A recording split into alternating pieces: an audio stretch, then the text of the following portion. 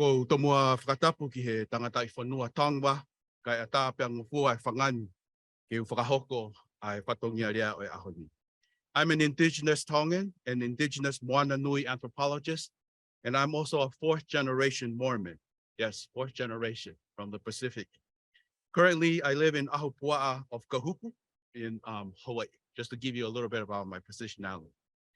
I'd like to first begin by expressing my admiration to Sarah for her highly significant paper, which shed lights on the devastating and heart-wrenching history of Seknop, or Pernetta Sweet Murdoch.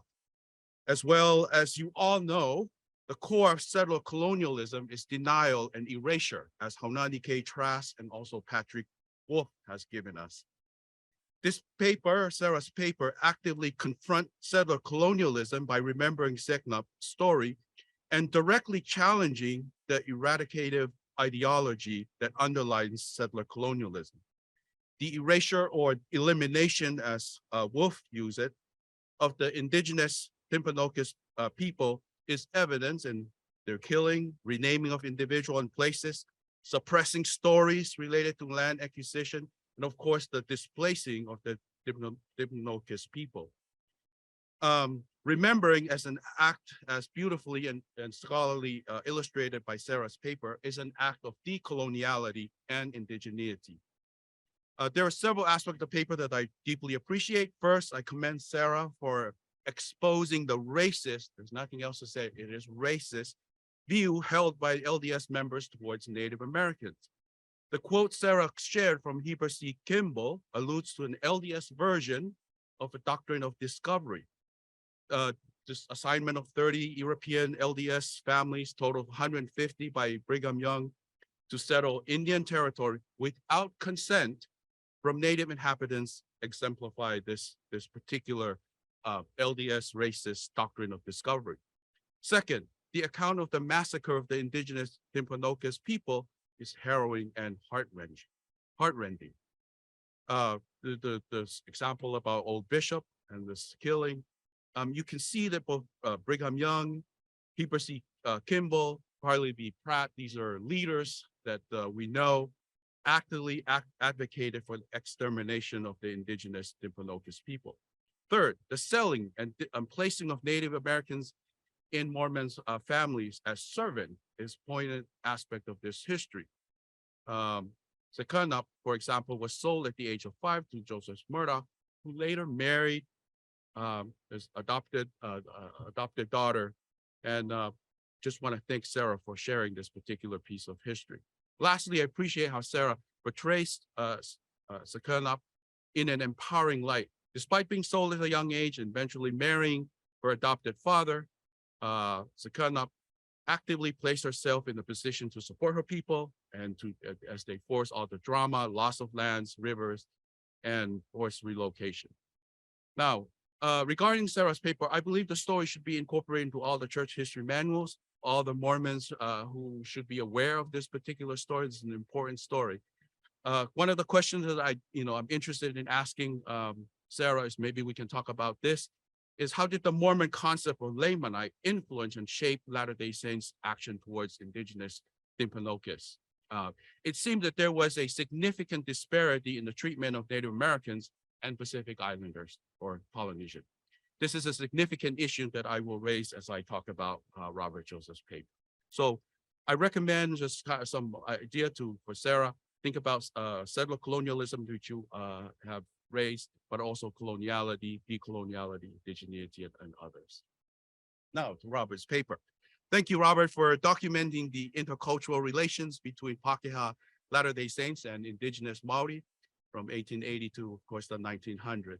You raised an important questions about why Maoris became Latter-day Saints, and of course, you gave your answer. The three aspects that you put in your answer, because of their divine heritage and identity as direct descendants of the House of Israel.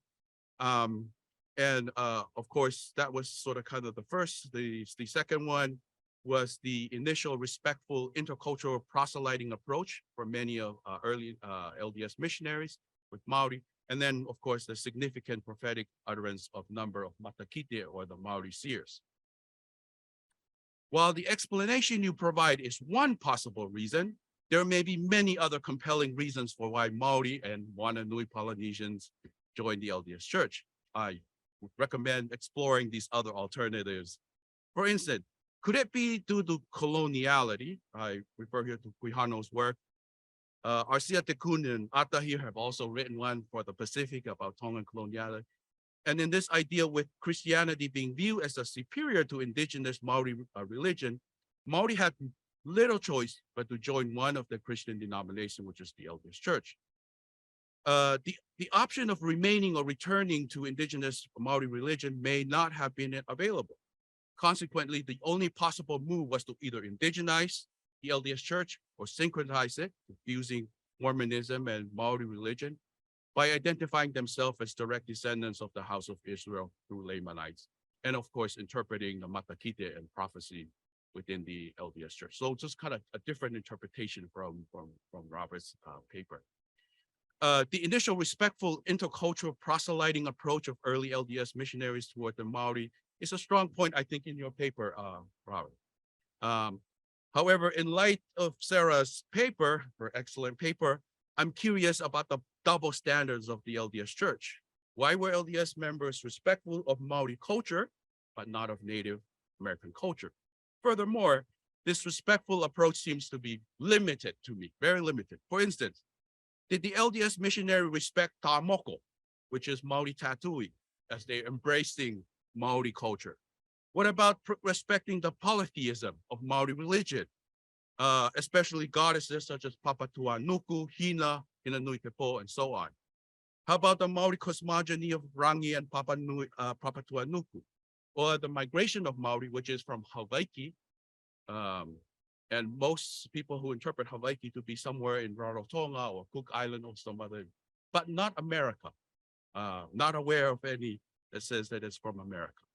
Or the Maori ancestors and relatives that are in forms of animals, marine life, and plants. So I raised this issue because as a indigenous Oceanian anthropologist and also as a Tongan studying origin story, there's no convincing historical or scientific evidence supporting the claim that people of Wananui are direct descendants of the House of Israel or Lamanites. It'd be good to us to have this conversation. So there are no deep historical evidence, no linguistic, no archaeological, no DNA. There are many who have done the work in this and so forth. So there are fundamental differences between Wananui or Polynesian cultures and the House of Israel. So I highly recommend addressing some of these issues in our conversation. Thank you.